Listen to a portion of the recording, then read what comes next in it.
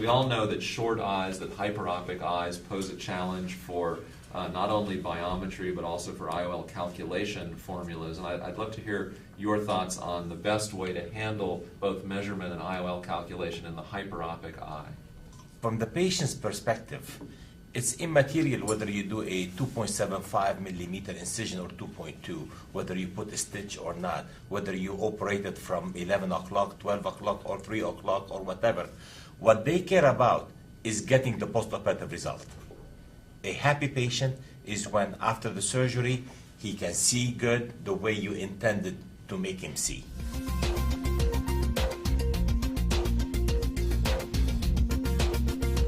With the hyperopic eyes, it is the most difficult.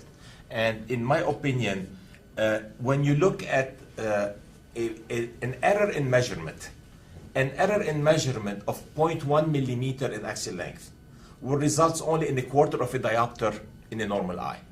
In a long eye, 0.2 diopters. But in a short eye, is 0.33 diopters.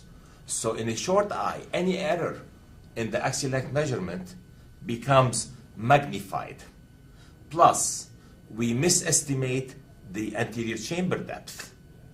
And that's a second error that we do with the short eyes.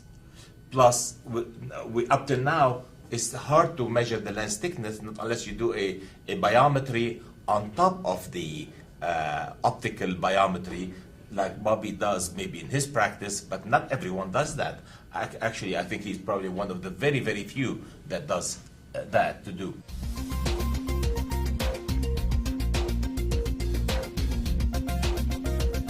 I noticed in the data also that difference in anterior chamber depth measurement, and that's a real area of interest because, of course, that's very important in these shorter eyes with the fourth generation formula.